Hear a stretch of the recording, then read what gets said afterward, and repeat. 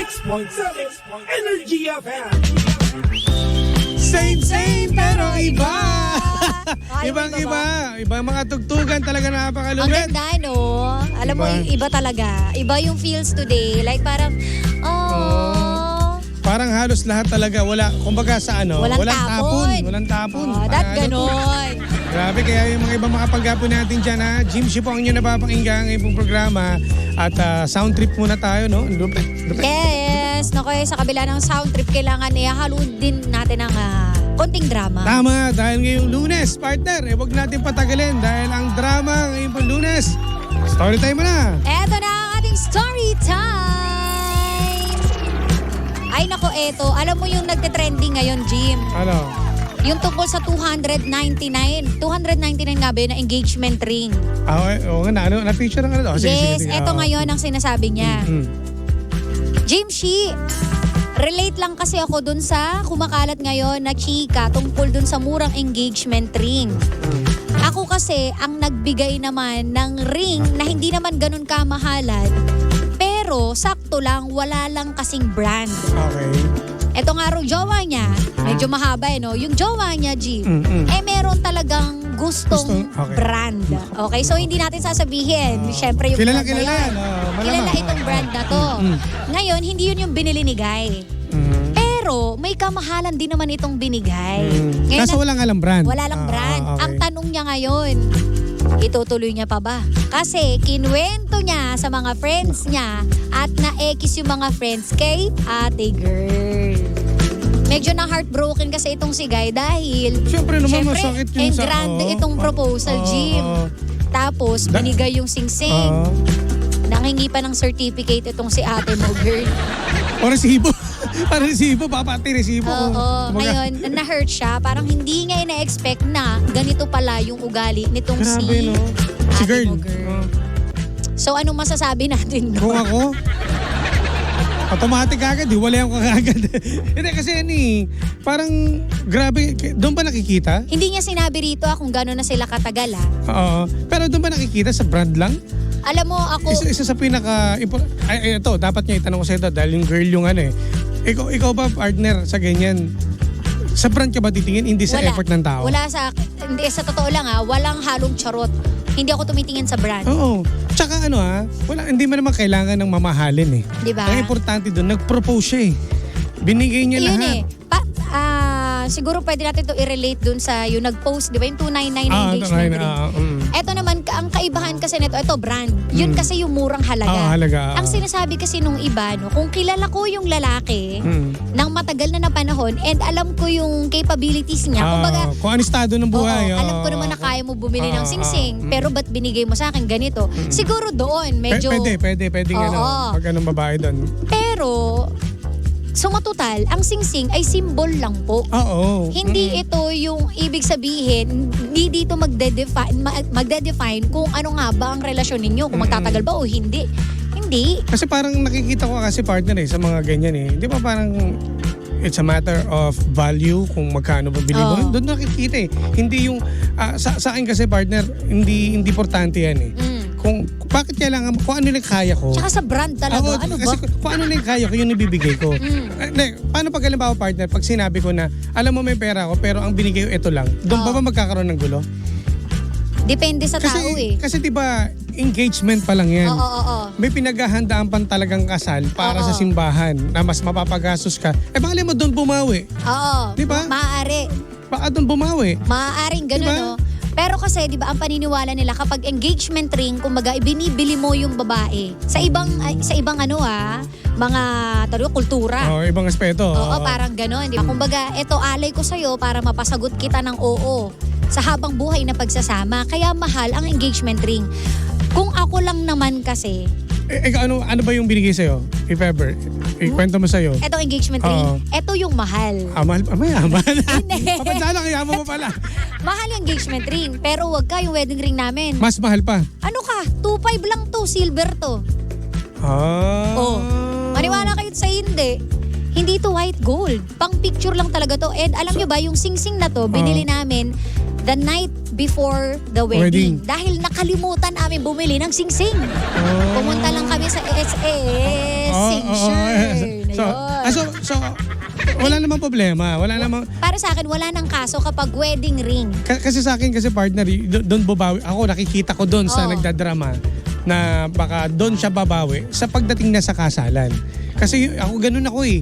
Mas gusto ko, mas bongga doon. Oo. Yung sa engagement kasi parang ito lang na, parang legal tayo nag-propose ako sa'yo at alam ng mga tao at ng pamilya natin na engaged na tayo. Pero ba't titingnan mo yung halaga? Kung ano naman kung to 99 pesos, so ano naman yun? Di ba? Sa iba kasi big deal. May mga Sa akin babaeng kasi ganun partner, depende siguro. alam mo ba, sa akin yung- kasi walang problema eh. Yung iba pa nga nagmamatter pa sa kanila kung totoo bang diamond or yung moissanite na Ipapacheck pa. tinatawag. Ipapacheck pa sa mga Gmail. Doon ko lang nalaman yon nung nakita ko yung mga certificate. Siyempre binigay sa akin para mailinis pero wala siyempre yung presyo, di ba? Pero doon mo malalaman na ano bang klase to. Diamond ba talaga siya or yung lab grown? Yung mga nakikita ko sa Facebook may mga ganon, di ba? So sa iba, parang nagmamatter sa kanila yung brand, kung magkakano. Pero sa iba naman, wala. Symbol lang talaga siya. Siguro sa dalawa, alam nyo nga dapat kung ano yung ugali ng girlfriend mo. Exactly. Dapat kilala mo. Diba? Kasi kung alam mo may pagka-materialistic yung girlfriend mo. At mayaman. Baka mamaya gusto niya ipagmayabang no? Sa mga kaibigan niya. Total, niya, di ba? Pinagkalat niya, no? Pinagkalat niya daw, di ba? Sinabi niya na. Pinagkalat ng lalaki. Hindi yung lalaki Ano ang lalaki? nagkalat. Kasi nga na-hurt siya. So sinabi niya, uy, ba't naman ganun yung mapapangasawa ko? Inusisa pa yung brand. Medyo magkaiba. Ang kaibahan kasi neto dun sa nagte-trending na topic, eto, yung brand lang yung issue sa kanya. Yung isa, yung sa halaga. Yung isa sa halaga. So ito, parang medyo mas ekis. Dahil chinek mo pa yung brand talaga, B. Grabe naman. Kahit na mamahalin din naman, hindi lang nasunod yung brand na gusto mo. May yung girl, materialistic to. Medyo ma-hurt din ako Ano kung to? ako yun. Siyempre. Kung ako nga sa part ko nga, ako nga hindi ko alam baka itutuloy ko pa ba o hindi na. Ganun ang magiging reaction ko eh. Kasi si kuya, may halaga na walang brand dahil lang doon sa may kailangan gusto niyang brand. Di sana sala lang bumili yung babae. Diba? Tsaka ang hirap nun, paano kung kunwari yung worth nung ring na yun, sabihin natin 500,000. O paano kung gano'n, tapos hindi lang nasunod yung brand na gusto mo? Okay, mas mahal ang konti lang doon sa gusto mo pero andun pa rin sa level na mamahalin. O, diba? Sabi mo nasa 30,000 up kasi gano'n ang mga engagement ring ngayon Nakakawa si kuya. Bigla ako naawa. Kuya, totoo naman talaga ma-hurt siya doon sa mga ganyan mga nangyayari sa kanya. Dahil pinag-ipunan niya naman yun, partner siguro. Yes. Pinag-ano niya, talagang nagtrabaho siya ng maigi para lang mabili yung singsing na para sa'yo, na ibibigay. Totoo. Tapos bandang huli, brand lang pala. Ewan ko, siguro iba-iba lang talaga tayo, no? Yung may mga preference siguro sila, pero I think babawi to si kuya. Ako, nakikita ko kay kuya siguro, babawi yan pagdating sa simbahan na yung talagang, eto na, ingrande, eto pala gusto mo, eto, mali mo sa ibang bansa pag ganapin. di ba? Yung nag-iipunan din niya. Totoo yan. Ako, alam nyo, magkakaiba tayo ng story no? Pero, yun nga, depende talaga sa tao kung ano yung titignan mo. Diba? Wala yan sa mura o mahal ng singsing. Promise. Ito nga partner, sabi niya, sa akin niya, 500 lang eh. Ayun, tinapon, pero 12 years na kaming kasal. di ba? Ang mahirap niya, binigyan ka ng singsing mamahalin, tapos naghiwalay. di ka pinakasalan. Hindi ka pinasalan, tapos naghiwalay kayo, di ba? Hindi na yung kumbaga parang sa ngayon in generation, ngayon generation, ang nakikita lang dito yung kung paano kayo magtatagal eh. Correct, Hindi patagalin na ngayon kung ang ano yung relasyon, binigay mong di? mamahalin. Kahit kesyo na binigay mo ng brand new house, brand new car, pero hindi kayo natagal. Di ba parang sayang lang yung pinag-ipunan mo, wala, napunta sa wala. Pero Correct. yung pag kayo ay nagmahalan lang, talagang nagmamahalan kayo, hindi nyo na makikita yung kung ano yung halaga ng mga binibigay eh.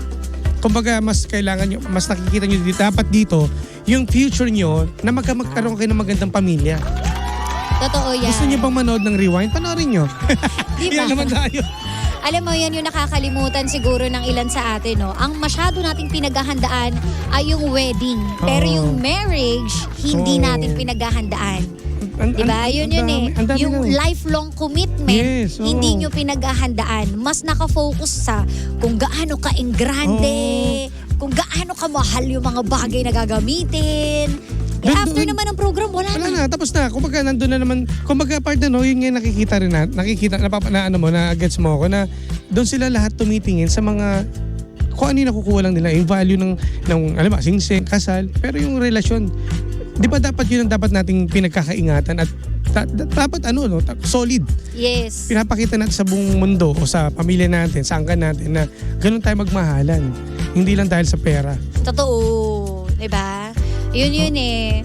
Wala. Kisa ko dun sa brand. Oo, hindi sa brand yan. Huwag sa brand.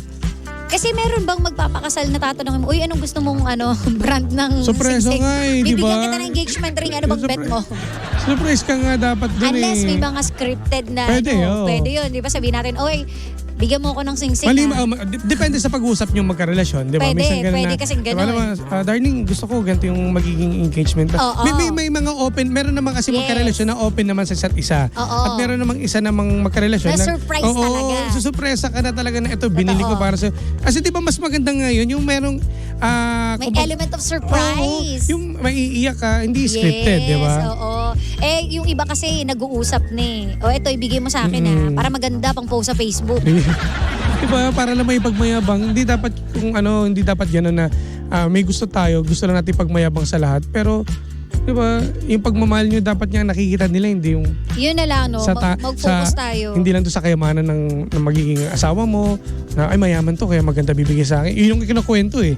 Dapat yan, sweet yan, mahal ako niyan, handa akong pakasalan niya kahit ano man ako. Diba, dapat gano'n eh. Magkaiba lang kasi, Jim. Siguro ang pinaka, lang dito, yung worst na pwedeng mangyari, no? Kung sobra namang nanguripot. Oo naman, oo. Huwag naman. Dapat yan eh. Kasi di ba kaya mo nga siya, hihingin mo nga yung kamay eh. Kung alam mo namang yung kaya mo lang. Pero wag naman yung to the point na Siguro, ano ba ganito mura lang yung binigay na engagement ring. Pero in grande yung celebration. Yung araw na yun. Buong angkan mo kasama. di ba? Tapos sa Boracay pa kayo. So Boracay pa. Tapos gano'n lang. Yun lang yung binigay. Pero at least, di ba? Totoo. Doon siya bumawi. Actually, wala, ewan ko. Wala yung sa singsing. Diyos me, mawawala din yan. Mapaflash mo sa toilet. Pag nag-swimming ka, mawawala. Sabi, marry a person, not a ring. Nakaka-lurky. Kahit anong ring pa yan, kay mahal o mura, importante, isusuot sa daliri. Yun. Tama naman yun eh. Ang mahirap dun kapag hindi ka naman sinututan ng singsing. Singsing, oo. At hindi pa kasya. Uy, alam mo yun yung mga masamang pangitain daw. Kapag hindi kasya sa Kapag sobrang luwag, yun nalalaglag. Okay, ano ito mangyari? Hindi raw matutuloy yung kasal. Kapag yung hindi kasya, hindi rin matutuloy. Hindi rin. Ewan ko sabi lang nila, bad omen daw yun kapag ganun. Or may nangyari dun sa singsing habang engaged pa lang kayo. Sabi lang. Di natin sure kung totoo. Ay, ang dami nagagalit, partner. Oo. Napaka naman ni girl. Diyan pala nakikita mo na siya. As mukhang kalawang. Grabe. Kasi dahil nga sa sa brand lang daw eh. Medyo kasi, nakakalurky lang yung brand. Hindi natin magets. Bakit? Bakit big deal yung brand? Kasi para umabot sa point na masaktan yung lalaki, ibig sabihin, Sinira mo yung mood din eh kung Oo. ganun mangyari. Kasi pwedeng mauwi ang partner na hindi na ituloy yung kasalan. Na-turn off. Na-turn off siya. Dahil sa brand lang na yun. eto pa, mahirap pag maluwag ang ring, baka maiwan sa loob. Hoy!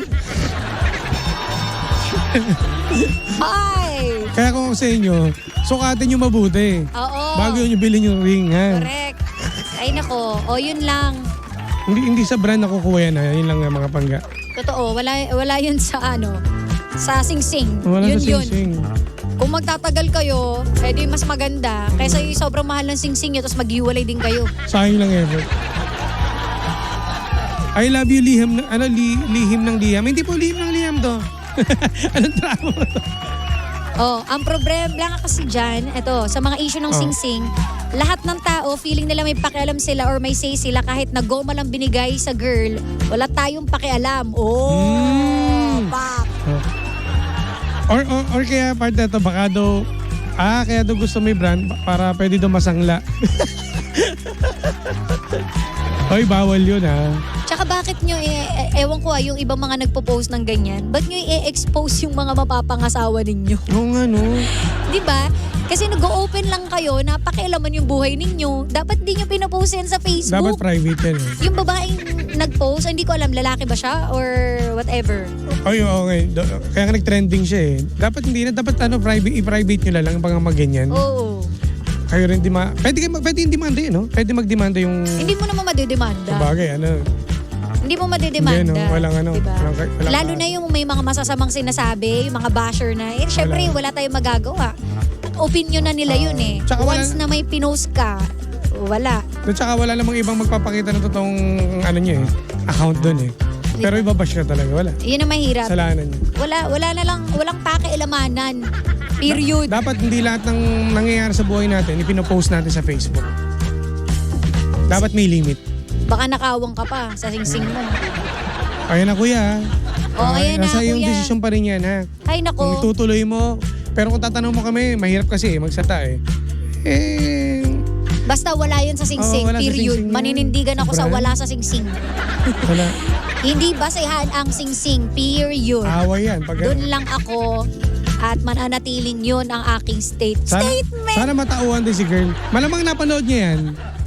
Girl ha, Yung nag-trending, napanood niya siguro.